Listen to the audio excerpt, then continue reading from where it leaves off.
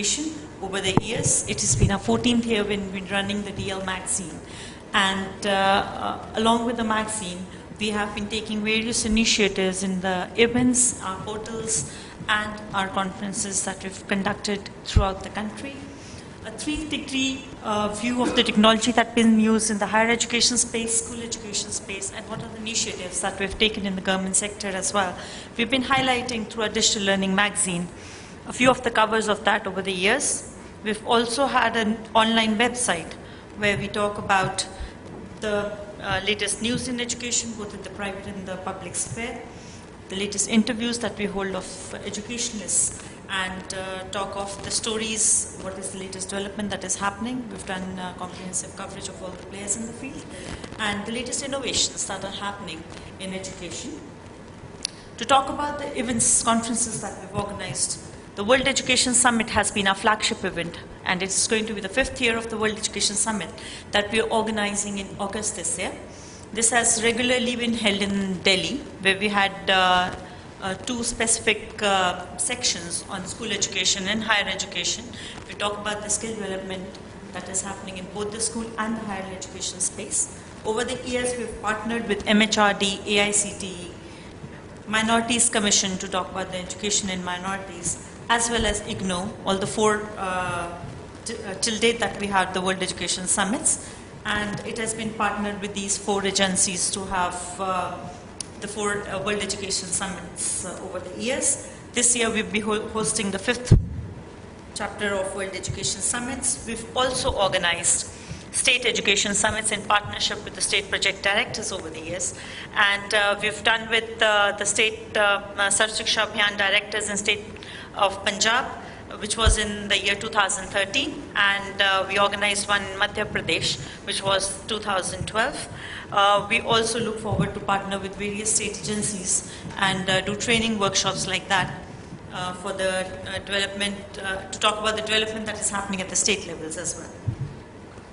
Independent of the ones that we've done in collaboration with the state governments, we also organize state events, which is the School Leadership Summit, where we've done two editions of the State Leadership Summit, and we call all the private players, all the principals, administrations, and decision makers in this. We organize the Knowledge Exchange Forum in Education, where we have the higher education vice chancellors from central, state, and private universities join us to talk about the various innovations that they're doing in their universities. We also have the vertical of education in the E-India Summits. We have done 10 years of E-India Summit. We have a separate section of education where we get all the education functionaries to join us and private players, government bodies to join and talk about education overview in the country. Today's session talks about the education policies, what are the practices that are happening in various states. We have eminent dignitaries from across the country and various bodies who are coming in talking about what is the national perspective and the state perspective of education in the country. With that, I end of what we're doing in education sphere. Karthik, please take over.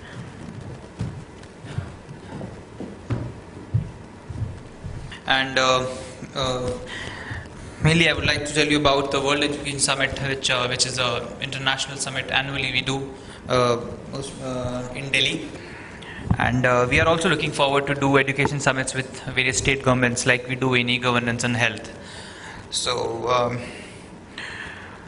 after that, now we start with a session on innovations in education. For that, I would like to invite eminent speakers on stage. And I'll start with Shri Mahendra Kumar Malik, State Project Director, Odisha Primary Education Program Authority, Government of Odisha. Please invite Mr. Malik with a round of applause. I request you all. Then we have with us Mr. Balbir Tekta, Chairman, Himachal Pradesh Board School Education, Government of Himachal Pradesh. Sir, we welcome you on stage. We have Shri M.V.V. Prasad Rao with us, Director of Central Board of Secondary Education, CBSE. Sir, please join us on stage. Many of us are a product of CBSE. All thanks to CBSE for promoting education in India so well. And then we have Shri Ranjan Chaudhary, Principal Program Development, National Skill Development Corporation, Government of India. I request my team to bring a chair for Mr. Chaudhary, please.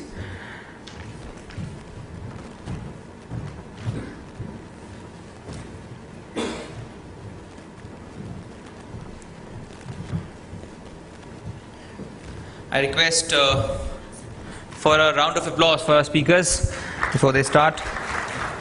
And to start with, I request Mr. Mahendra Kumar Malik to address.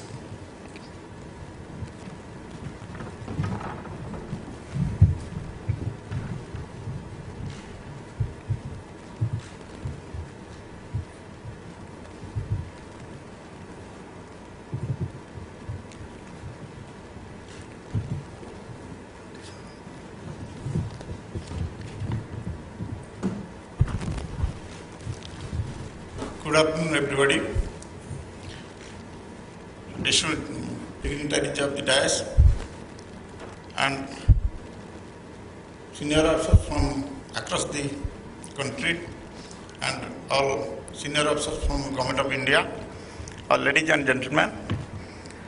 At the outset, I extend my gratitude and thanks to Government of Goa as well as ILETS Techno Media Private Limited office bearers who has given me opportunity to share my experience, and I have come here to learn the new innovations done by other states and best practices done by other organizations so that I can implement in my state. I am the State Project Director, UPEPA, that is called SSA, representing the state of Odisha. As you know, the state of Odisha, I will brief in my presentation, I will finish within 10 minutes. As you know, my state Odisha is situated in the east coast of the country, having population of 4.2 crores. Besides that, every year we face two challenges, that is natural disaster, either flood or cyclone and hudhud, like that, every year almost. Even if, in spite of that natural disaster, we have been successful in implementing the Sarva Shiksha schemes, and we have been able to enrollment of 100% students in the classroom and reduce dropout to a great extent by using the modern technology. As you know, around 40% of the population of my state constitute scheduled tribes and scheduled castes. 23% scheduled tribe and 17% scheduled caste populations are there. Some tribal, they are having 62 ethnic tribes. They have their own dialect, own language. Even they do not understand our vernacular language, Odia. For them, we have introduced multilingual education system, and we have developed the curriculum and the text on their own language like Banda, Santhal, Ho, Ilchi, other languages like that. In 17 districts, out of 30 districts, in 17 districts we have implemented 30 tribal languages. We have developed that TLM. And we have appointed 3,500 specially that tribal language knowing teachers in different parts and thickly dominated tribal pockets. Out of 314 blocks, 112 blocks, 118 blocks are coming under tribal subplan area, that is hilly area. This is the scenario of my state. For better appreciation, I like to tell about the my state, and then I will brief how we have been able to across all these problems, and we have been successful in implementing this scheme. That is the aim and objective of the Sarva Shiksha Abhiyan. That despite of the best efforts, the government of Odisha, it not been achieved by bringing every child to the schools. It was a previous scenario, and we have tried to reach hard to reach children, continue to be out of the school system. Many of them were not coming to school after enrollment and became dropout. And some families, for their better livelihood, they are migrating from our state to Andhra and Tamil Nadu and other states. And because of this system, because of the introduction of this child tracking system, we have been able to locate the children, those who are migrating from my state to other states. And we have gone to Karnataka and Andhra. We have taken back our students from those states, and we have opened our seasonal hostels, 263 seasonal hostels, and we have kept those students. We have been able to, because of this system, we have been able to check and identify those students, those who have gone outside the state.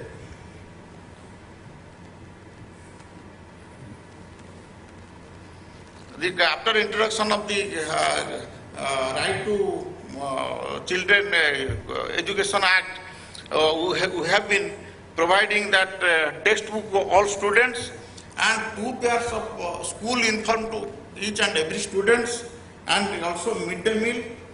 Besides that, to disabled students, we are providing that aids and appliances to all children, those who are having disability. Those students are also covered.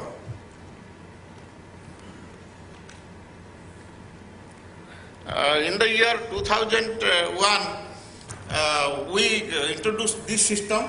We made door-to-door survey with the assistance of Anganwadi workers. From that Anganwadi center, we collected data, child data.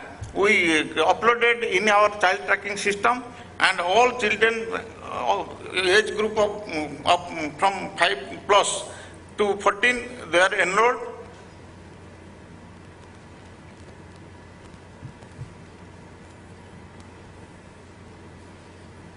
That is, to have a comprehensive database of children from 0 to 14 years, the Odisha Child Census 2005 was conducted during 2nd and 10th October 2005. That I have already indicated, and that data system is uploaded in our OPEPA portal. These are the child system access, enrollment, retention, quality of education. That is, quality of education is part of our that Samiksha. We have that by using this modern technology, we are making e-Samiksha. We are collecting data. We are uploading data in that system. We are able to know how many teachers and who are them are out of schools, and we just watch their movement also.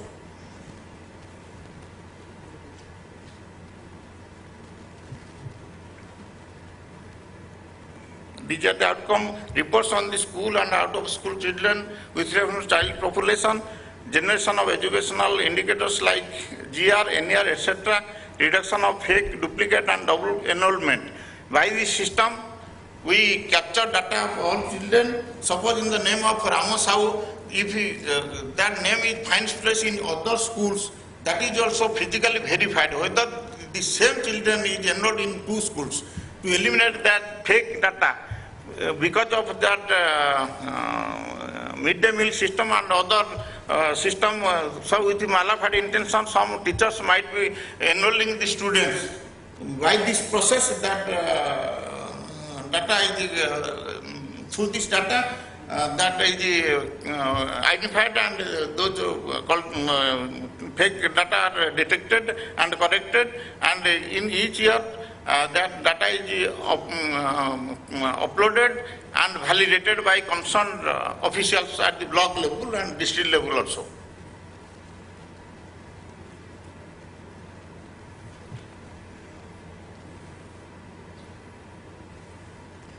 These are the valuation and updation, that is the previous, I have already indicated, I did not mention that thing.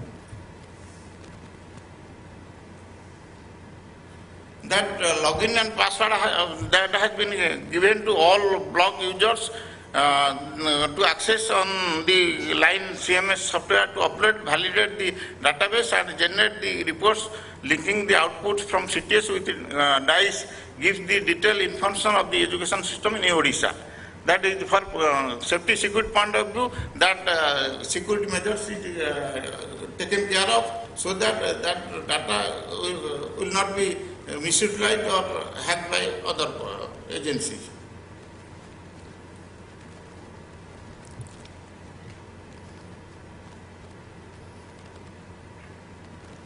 These are the financial requirement that has been indicated.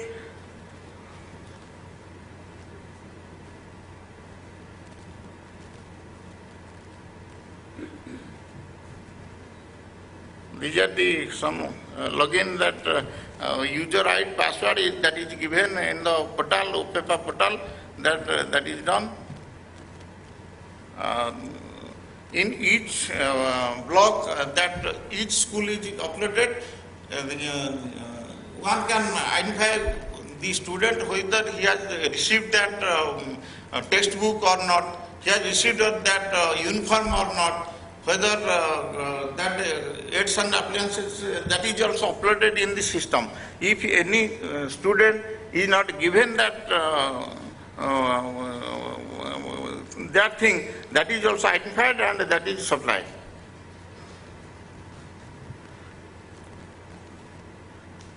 These are some that portal things that we have indicated.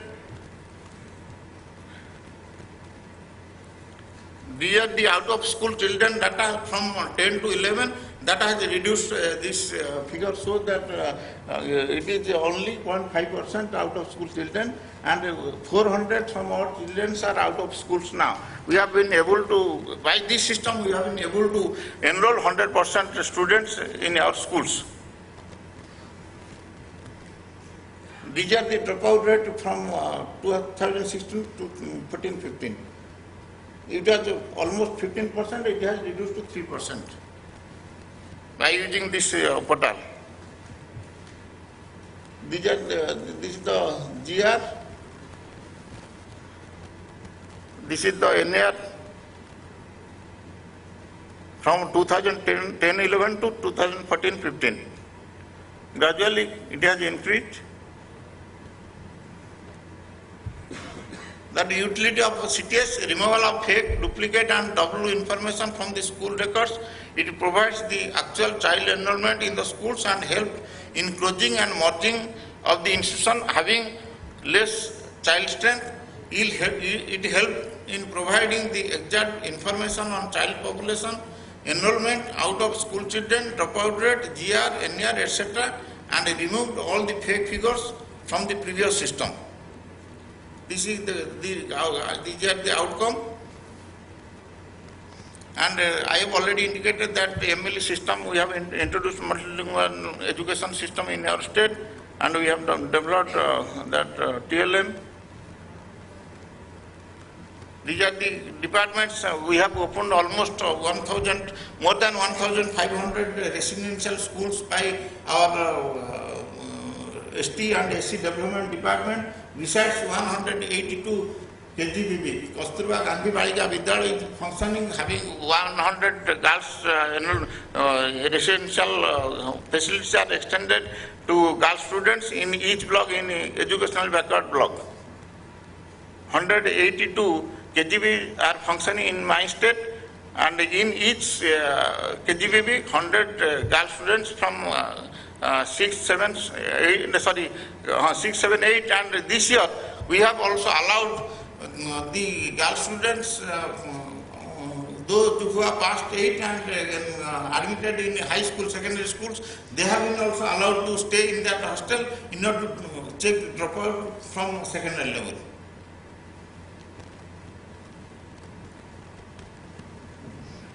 And we have also formed a team consisting of a home department, labor employment department, WCD department. We make joint survey and enforce that urban child, those who are moving, collecting that waste materials and street beggars and engaged in that dhaba and other market business administration. We locate them, we identify them, we book case against the culprits, and we admit in that hostel we have opened in the state capital as well as in other 4-5 districts.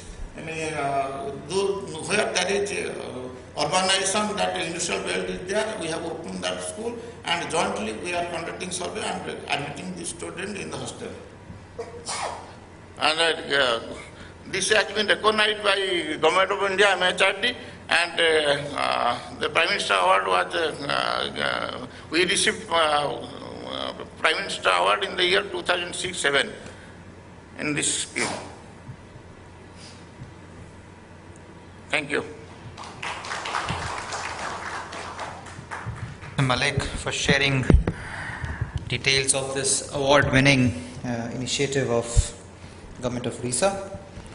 Now I move on to the next speaker, and I invite Shri Balbir Tekta, Chairman of HP Board School Education, Government of Himachal Pradesh, to please address the audience. A round of applause for Mr. Balbir Tekta, please.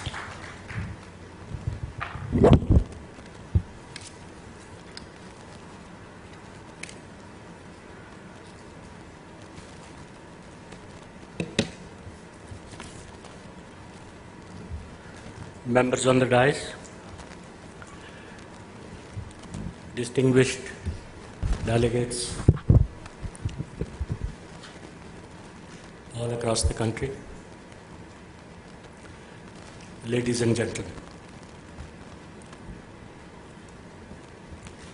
At the outset, I want to thank the Elect Technomedia and Government of Goa and other co-hosts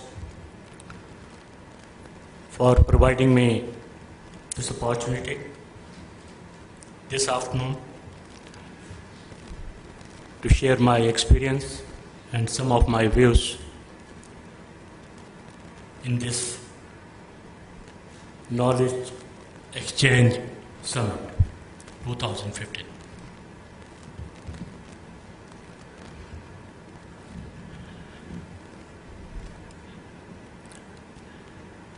We in India have a glorious history about learning.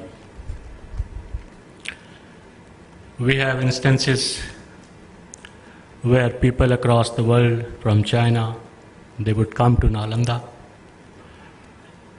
and other seats of learning to Kashi to have education on astrology, on astronomy, and read our scriptures.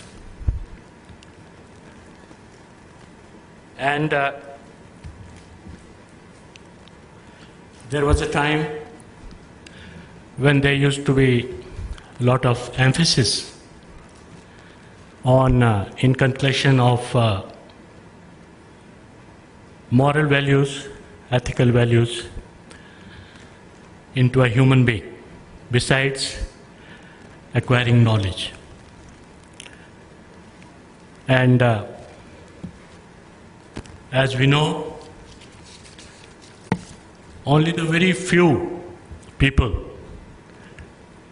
who used to be the kings or used to be the elites in the society had an access to education. And even before independence, Very few families could afford to send their students, their children, to higher education in colleges and universities, and only the affluent ones had this privilege and would send their children for higher education either in the country or abroad.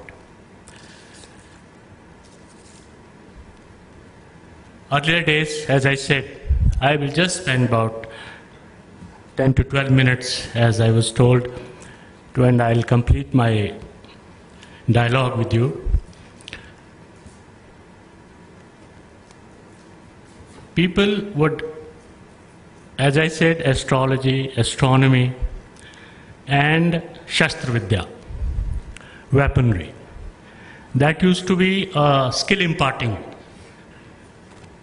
kind of an education, where besides having the knowledge about the various kind of weaponry, the skill also used to be a part of the curricula, and to make those who had come to acquire that knowledge, make them efficient in learning as well as in their skills. And we have a parampara of ashrams, learnings, gurukuls, and Guru Shishya parampara, as we say, where the emphasis was on self-discipline, eating simple and healthy food, maintaining a very dedicated and disciplined routine that would keep the student healthy. As we know, for a healthy mind, we need a healthy body. And only a healthy mind can generate positive thinking. So, that was the basics I wanted to share with you. And on this system, we have come a long way in our country. And today, as we see, the literacy rate, which used to be, if I talk about my state in Himachal Pradesh, when we were free in 1947 and we became a state in 1948, only 77% people were literate. And today, 88% of the population of the state is literate. There were very few schools. We have a difficult and remote geographical terrain in the state. Now we have a school almost in every village.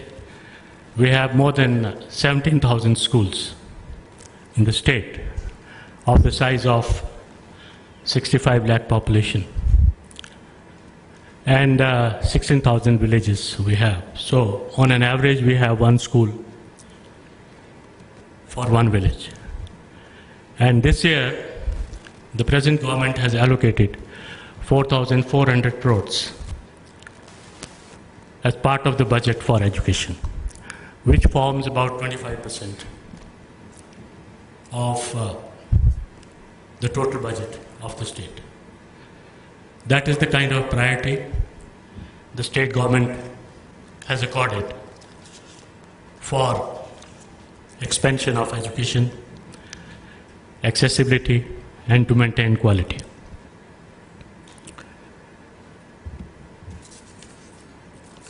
With this much to say, we have about 7 universities and about 90 colleges, particularly in far-flung and very remote areas of the state. These colleges are not concentrated on the cities and metros, metropolitan areas, urban areas, I must say, but they are all across the rural areas and in far-flung areas. The vision is that everybody should have an access to education at his doorstep, at his place where he resides.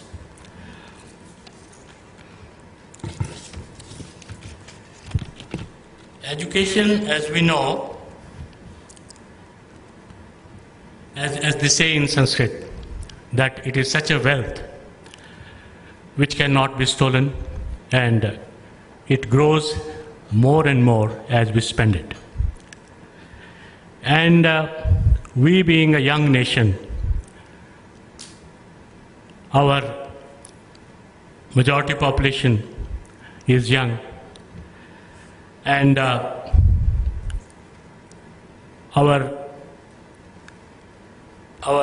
greatest priority should have been the education, because education and to develop our human resource, because education is linked to poverty. And developing human resource is surely, as I believe, an agenda and a tool with us which will finally eliminate the poverty, and it will turn us into a better human being and generate a better society to live.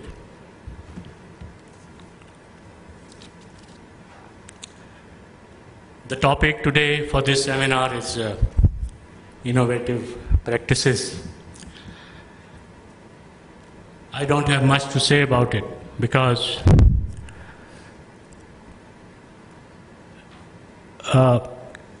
quite a large amount of work has been done in reforming the education system all across the country.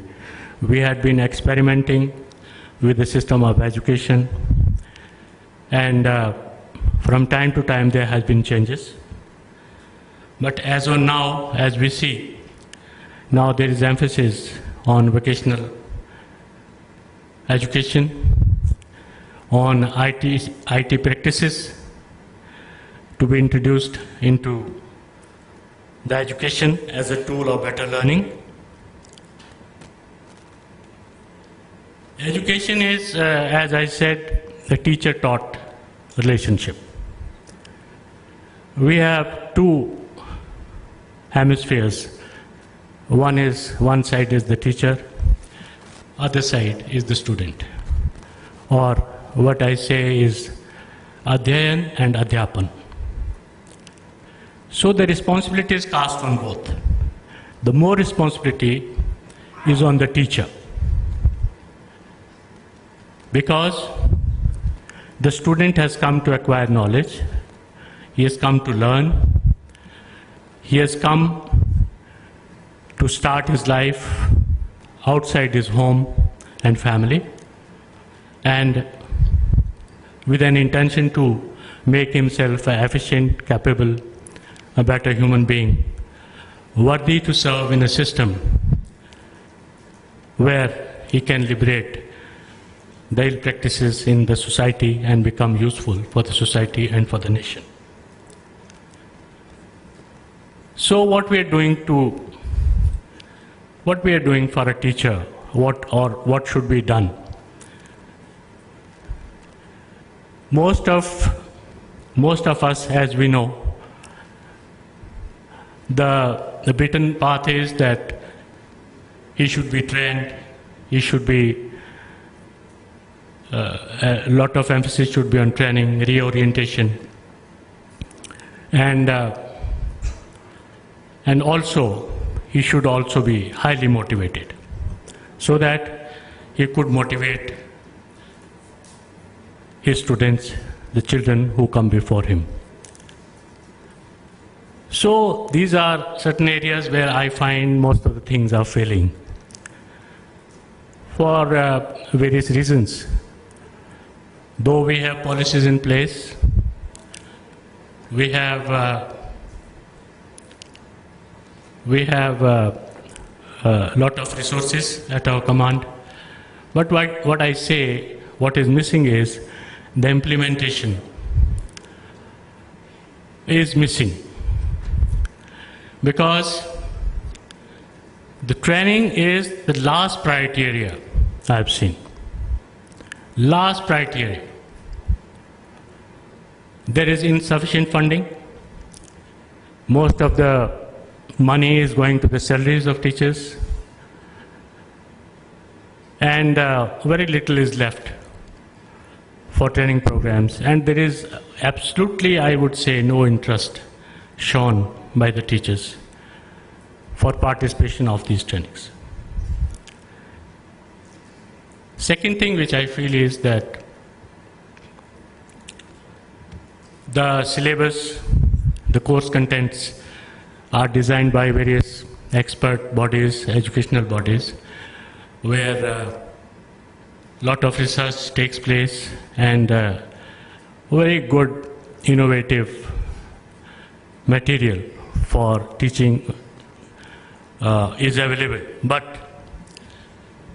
what is missing is that once those books are, those developed by these agencies, then there is no effort to train teachers on that curricula. And as we say,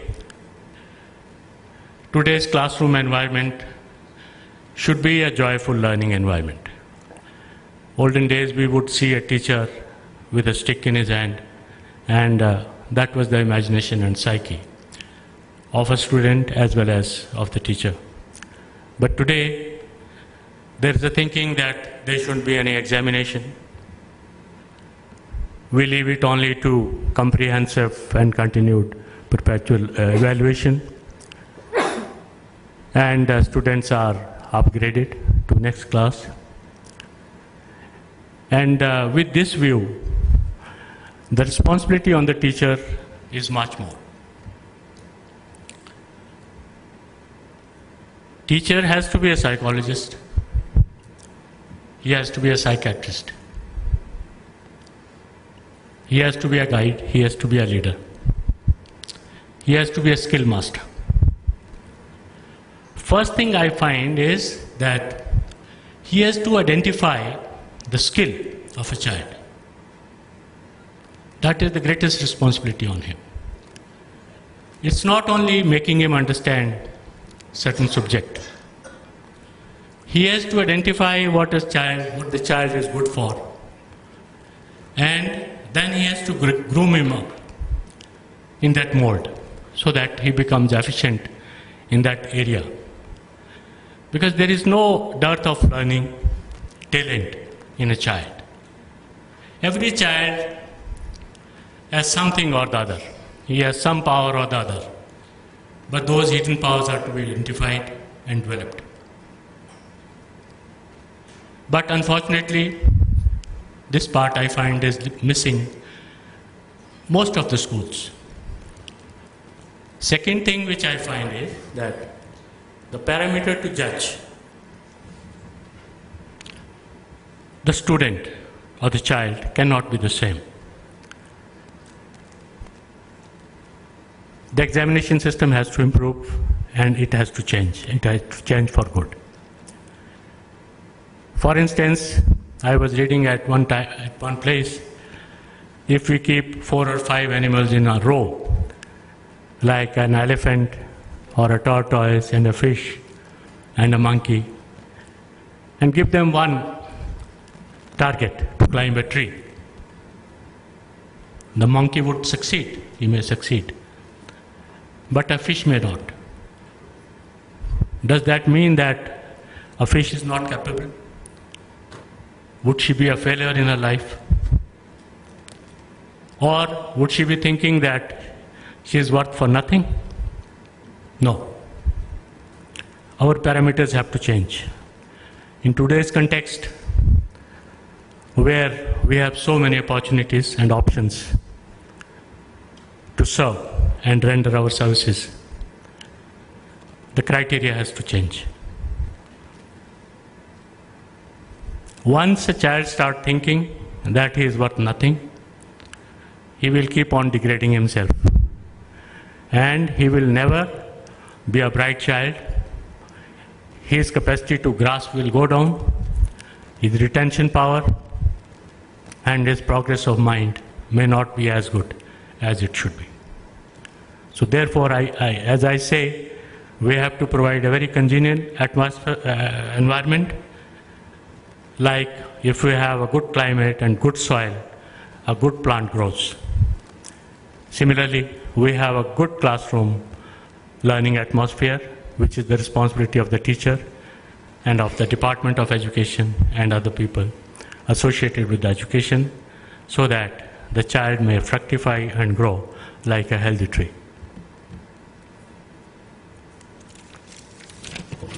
So far as I said earlier, using an examination system as a tool to assess and evaluate a child. But there is a lot of debate whether we should have an exam or we should do away with the exam altogether. But some people think that examination could be a diagnostic and remedial rather than, in the present context, it is to make a fail or pass of a student. So, as I said, it's a long story, it's a long reformatory process of the education system we have. Or the other thing which I was thinking could be a sort of implement the best practices, which is at present missing in most of the states and in most of the education departments, because as I say, the overall growth and personality of a student is very important and of utmost importance for the society and for the child himself as a human. So the best practices, which starts right from the prayer in the morning to the classroom working, rescheduling, playground, libraries, and so on and so forth. It should be designed in such a way that the entire thing is integrated in toto. As I said, the religious, moral values, and the learning and the joyful atmosphere where the child has a free mind, where he goes with a free mind to learn and come out with a lot of innovative ideas and generate optimum output out of himself.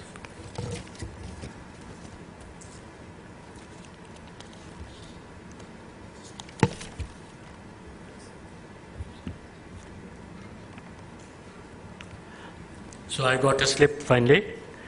And about the IT, I would just like to share that in our state of Himachal Pradesh, we have done a pioneering job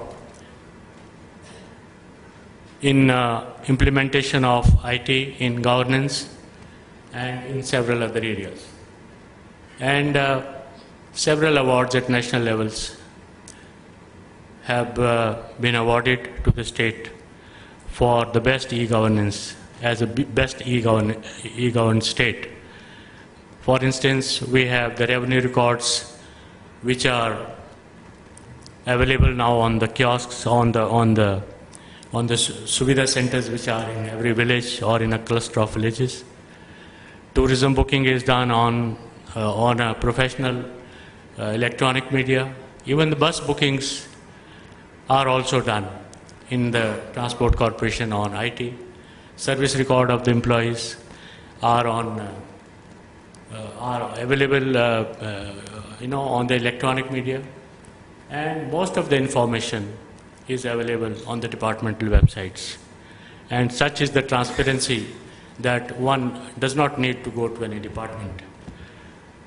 Rather, most of the information he can have just by loading to the website of the state government various departments. Though I had nothing more to share, but I wish the organizers a great success and hope that we'll have opportunities to meet again in similar workshops elsewhere in the country and keep on exchanging the ideas for the betterment of the education and for innovations. Thank you. Thank you very much, sir. I'm very sorry if I have cut you short. We have a paucity of time, and for next two speakers also I'll request, with my apologies, to keep it not more than 10 minutes so that we have plenty of time for next sessions. And as the Honorable Governor will be dot on at 8 o'clock today, so we have to wrap up with other sessions before that. So without wasting time, I request Mr. MVV Prasad Rao from CBSE to address, please. Round of applause for Mr. Rao, please.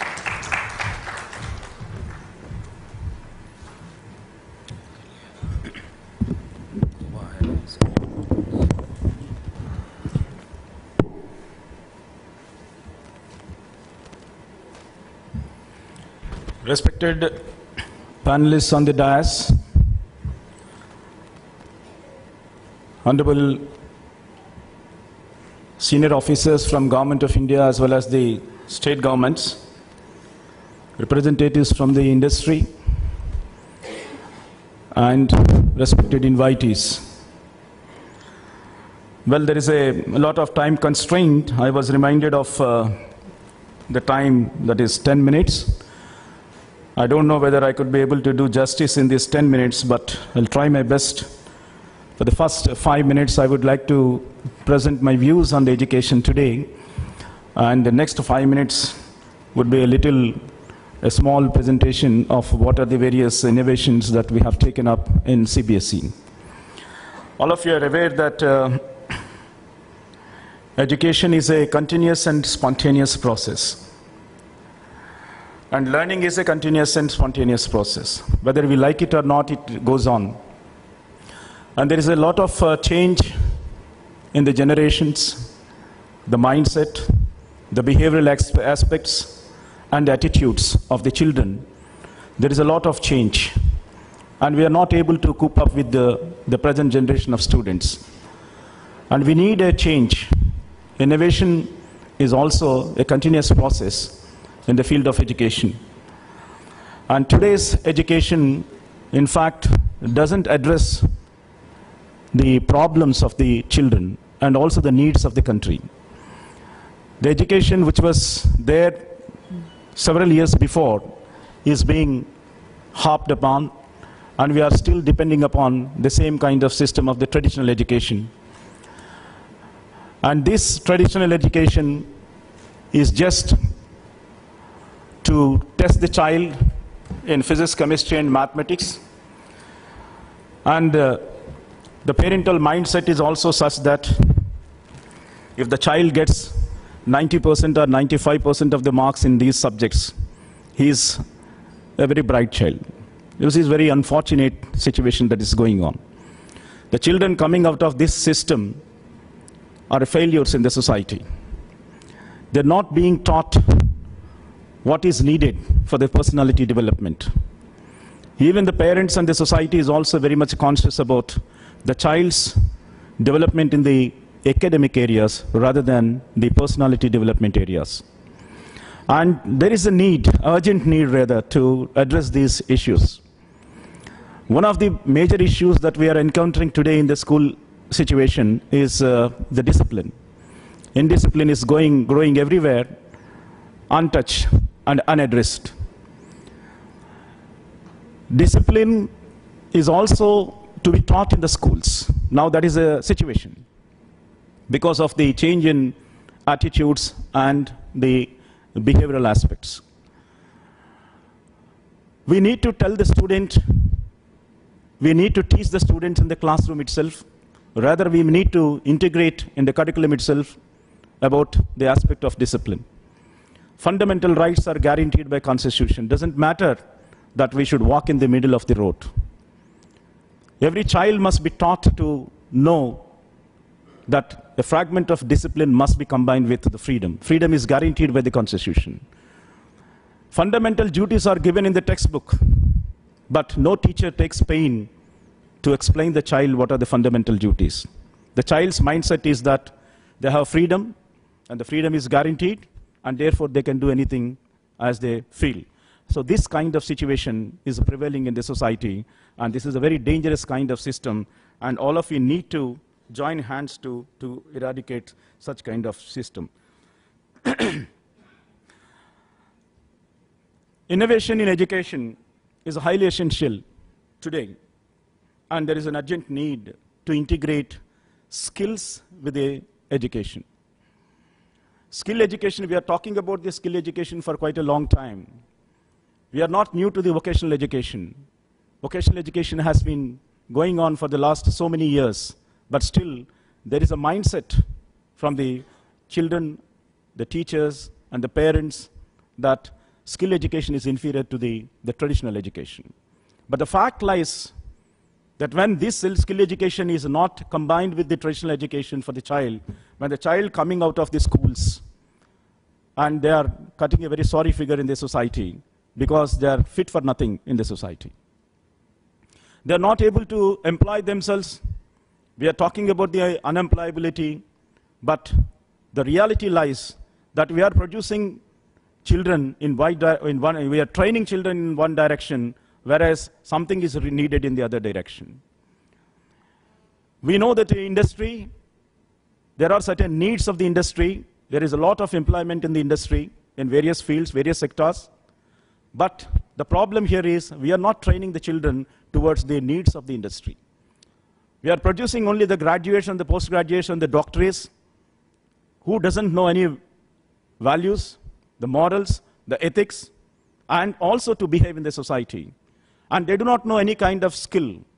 Earlier system, education system, that was at least combined with some kind of a skill, what we call this SCPW. But now that portion is also has been left out. And only we are concentrating on learning theoretically the physics, chemistry, and mathematics. And every child wants to become an engineer or a doctor. How many doctors we produce and how many engineers we produce. And the fact lies that an engineer is employed somewhere for 5,000 rupees a month, whereas a child coming out of the polytechnic on the ITS are getting a lot of money. There is an urgent need to think about the dignity of labor in this country. We are undermining certain professions, and we are thinking that only certain professions are suitable for our children. For instance, the reality says that a plumber, an electrician, and a mason, they are earning more than ₹1 lakh, whereas the principals of these institutions who are heading, they are not getting even 50% of what they are earning. The basic problem here is that we are not having any respect for the dignity of labor. We undermine the electrician, we undermine the mason, we undermine the plumber, and so on. Skill education doesn't mean that these are the categories of the people only available and these are the skills that they have to acquire. There are many fields available in skill education as per the choice of the child. But that is not being taught in the schools. And from the school, when we talk about the revolution of this market in China, the education, they start skill education right from the primary level itself, and therefore it has captured the global market today. But in India, we have not started even at the secondary stage. Now the NSQF is in place, the National Skill Qualification Framework, and thank God to the government of India that this framework assures the vertical mobility of the child, and there are multiple exits and entries according to this framework, and the child is allowed to go take part in whatever the field that they like. The choice of the child is taken care of in that particular thing. And there is a lot of mismatch going on between the industry and the academia. Academia is not able to interact with the industry, and at the same time, industry doesn't have much time to look into the academic institutions and all. And these are the areas which we need to look into very immediately. Technology plays a very vital role in the skill education. And digital education is also plays a very significant role in the skill education. And I remember Francis Benjamin says that teach me I remember, and involve me, I learn. So if simply the teacher teaches in the classroom, the student is not able to learn much.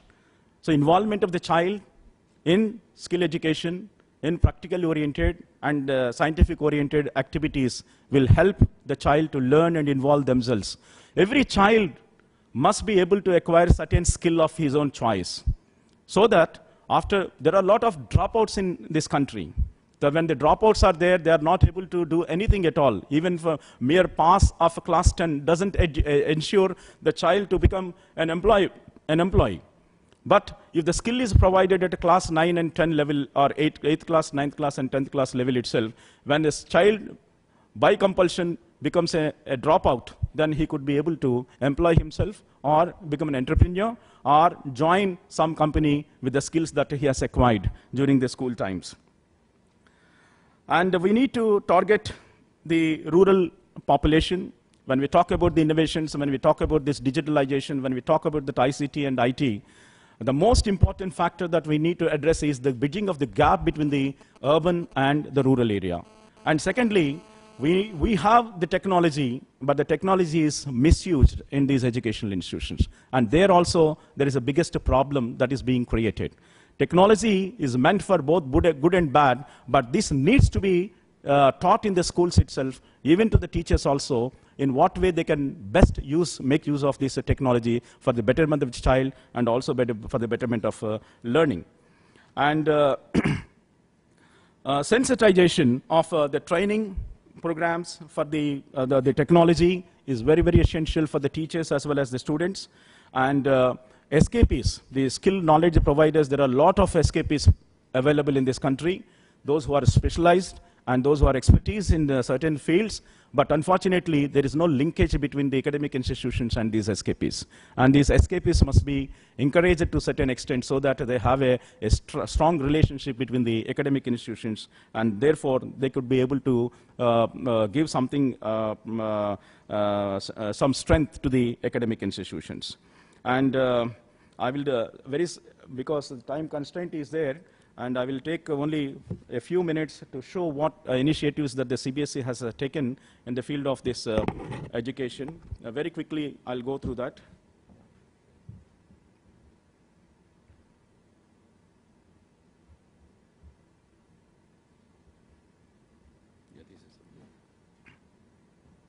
And these are some of the initiatives that we have taken.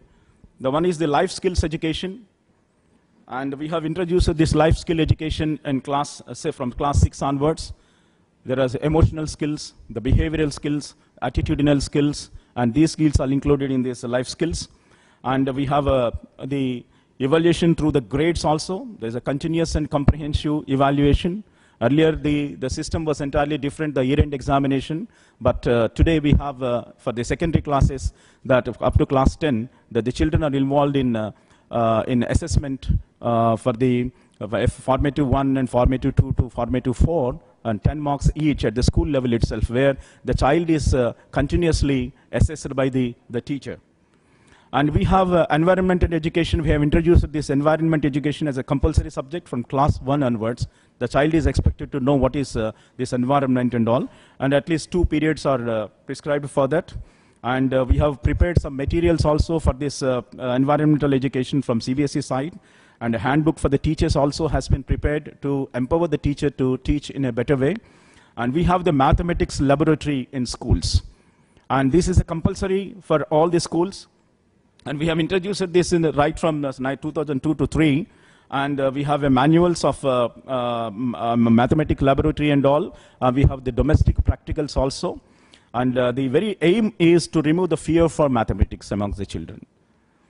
Because children are afraid of mathematics, and therefore, if a mathematics laboratory is created, and it doesn't require much space, it doesn't require much money also to start this laboratory, and the concepts of the basic fundamentals of the mathematics are going to be displayed in the laboratory, where the child is exposed to this equipment and all, right from the beginning of the academic career.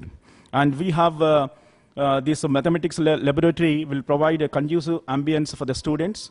And these are various the benefits that the child derives out of the mathematics. And we have the alternatives to homework. And we are very conscious that we have introduced the concept of this from class 3 to 5. And the manuals are prepared because we don't want the child to be burdened with the homework based upon the curriculum.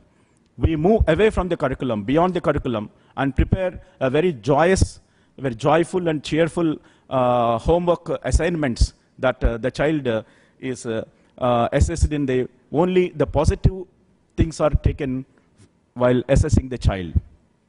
And the science through activities, in order to develop some kind of a scientific temperament amongst the children, right from the primary stage itself. And we do encourage the children to learn science through simple activities and the domestic practicals, where every day in our house itself, the children are taught how to make some experimentation and also learn from that. And we have the continuous and comprehensive evaluation. And this is the assessment of we have at the primary level with the secondary level also. And at the primary level, we have from class 3 to class 5, where the child is exposed to the continuous comprehensive evaluation, and the grading has been given on the 5-point scale, whereas at the secondary level, the grading has been given at a 7-point scale. And we have this grading of a 5-point scale for the primary level. These are the grading parameters. And we have the formative and the summative assessments. Summative assessment is aimed at assessing the performance of the child with the pen and paper tested at the end of the half year or at the end of the academic year. Whereas the formative assessment aims at assessing the performance of the child continuously, maybe on monthly basis, and 4 formative assessments would be there. And this is the grading for the 7-point scale.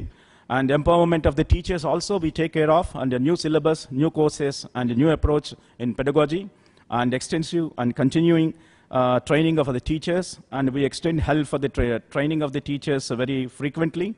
And we also look into the empowerment of the heads of the institution, those who are very important leaders who play a very vital role in the development of the educational institutions. And therefore, we do train them and also retrain them as per the need, and strategic leadership also has been provided with the various other institutions, and we keep the heads of the institutions to continuously train and develop some kind of positive attitude towards the school situation.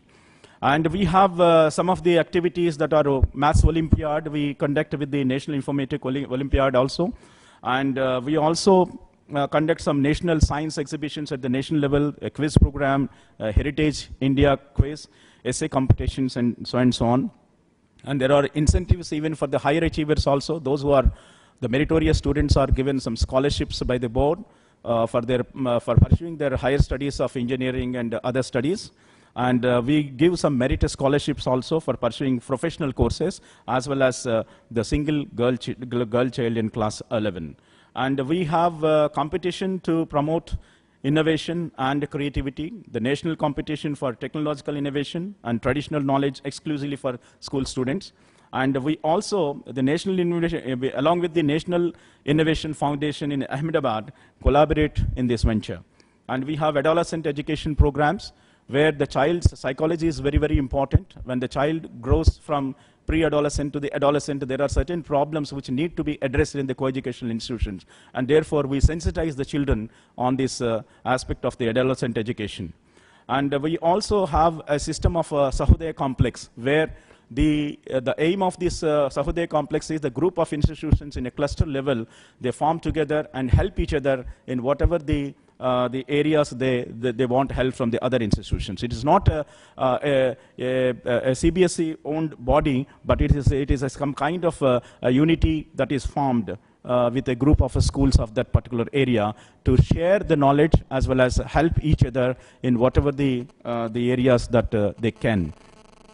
And we have the comprehensive school health program as well. So health issues and well-being of the wellness of the health and wellness of the students are being addressed by forming some health clubs in the schools. And we are also strengthening the system of education in the primary classes. We need the best attention, and therefore, and we are making certain projects where the learning can be very joyful in the primary stage. And no school bag for the class 1 and 2, and no homework for children for class 1 and 2, and alternatives to homework has been introduced in from class 3 to 5, and the continuous and comprehensive evaluation up to class 5, extending up to class 8 in the phased manner, and now we have in the secondary for class 9 and 10 as well, and the gradual withdrawal of the pass and fail system so as to remove the stress from the child, and classroom library is introduced to help the child who come to the school without books, and greater importance and encouragement to learning the music, dance and art and other co-curricular activities are being encouraged. And role of the principals is very important for de-stressing the students, because the students are exposed to a lot of stress during the examinations and also the peer pressure. And the principals are trained in such a way that they take care of this de-stressing aspect of the children in their particular schools. And we have the conducive school environment. They should provide the right ambience, and therefore it is not possible for an environment in the field of fear and distress, and therefore to remove this fear, to remove this distress among the teachers as well as the students, we do have certain programs. And then we have safety in schools. This is safety and security is of utmost importance that we give. And today we had a presentation by Mr. Gautam that he has taken us to a little forward from the CCTV cameras and all. And we do instruct the schools that safety and security of the child must be given utmost importance. And we have the fire safety, structural safety, earthquake management, stampede prevention, and landslide management, and the safety from industrial pollution and so on, electrical safety and all, what kind of safety that is required. And this also is being taught through the specialized teachers in the schools. And these are the future paradigms to make the curriculum transaction experiential so that children can connect their learning with the life outside. Because the curriculum, whatever the curriculum that we are providing today, is not able to provide any kind of usefulness, utility for the children when they come out of the shackles of this institution. They must be able to stand independently, and they must be able to come out with a kind of attitude that they should be prepared to adjust with the given situation. The given situation is that whatever the situation that is given, the child must be able to, because real life experiences are very, very important, rather than developing the curriculum on one side and getting only knowledge. Knowledge alone is not sufficient today. Knowledge, along with the knowledge, wisdom is also very, very important. The application of mind is important for every child, and these aspects are also being taken care of. And thank you very much, because he is very angrily looking at me. So. Thank you very much for giving this opportunity to ILAIDS as well as the government of Goa.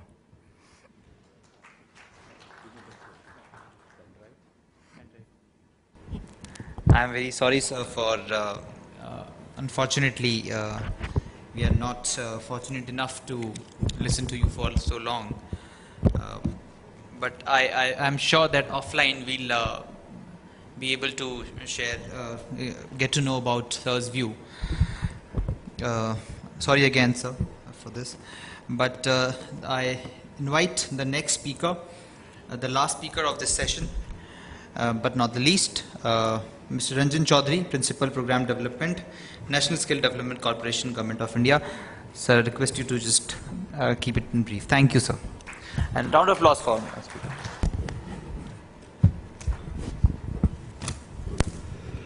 Fellow panelists, ladies and gentlemen, it will be my endeavor to do my bit to get the timelines back on track. A little bit about my organization. We're a public-private partnership which was set up by the government to foster private sector participation in skills development.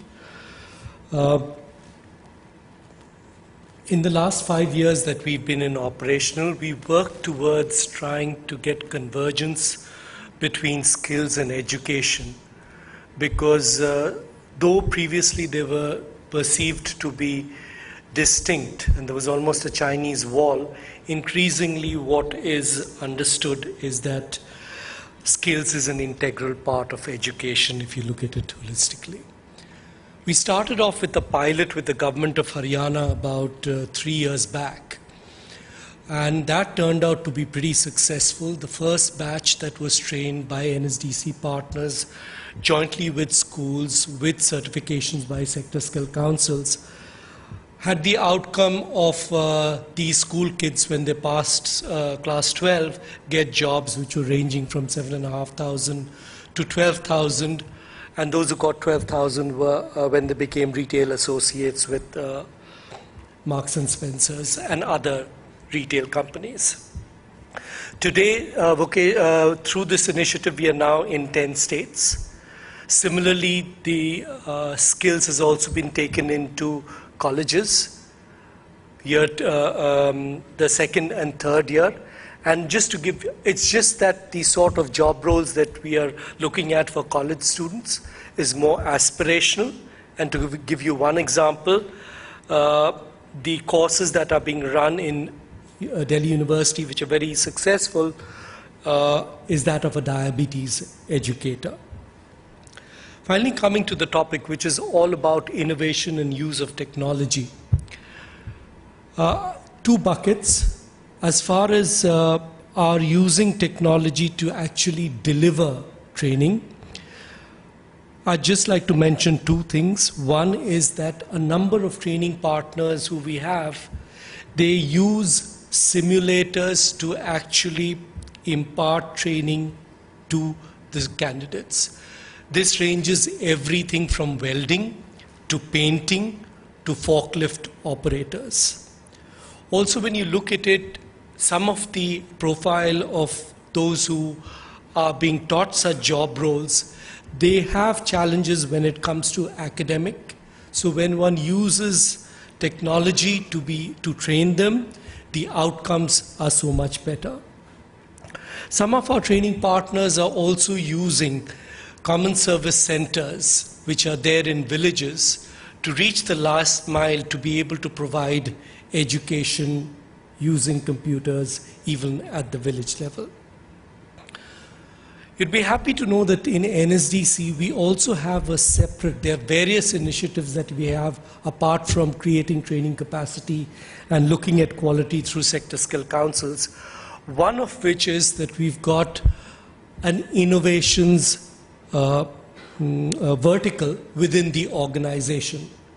And the whole purpose of the innovations vertical is to promote initiatives which would impact any part of the value chain that exists for skill development.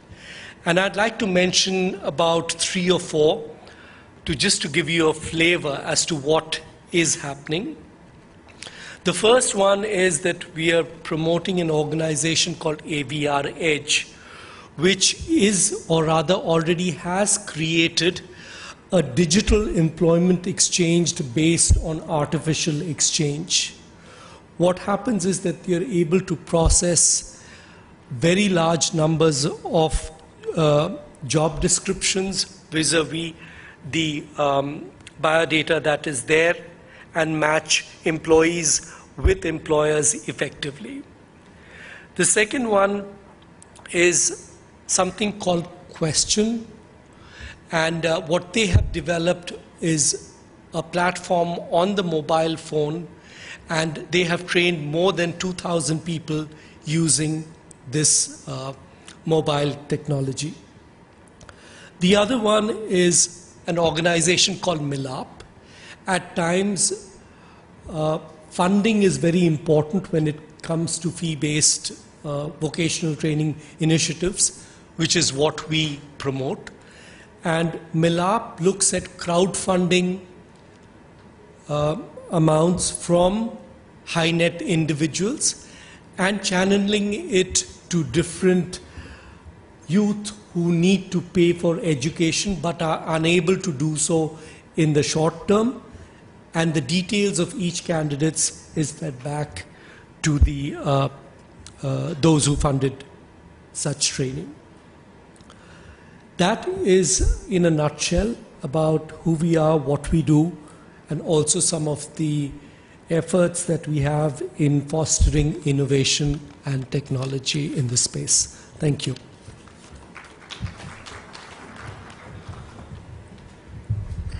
Thank you very much. State Project Director, Odisha Primary Education Program Authority, Government of Odisha. Shri Balbir Tekta, Chairman, Himachal Pradesh Board, School Education, Government of Himachal Pradesh. Shri Ranjan Chaudhary, Principal Program Development, National Skill Development Corporation, Government of India. And I request now Mr. Malik to present a memento to Mr. Rao, Director CBSE, as a token of thanks and appreciation. With this, I request speakers for a group photo with their speaker mementos. After that, there will be a 5 minutes of break, especially for the police checking by checking by guards of Honorable Governor, as Governor is to arrive at 8, so there will be a checking of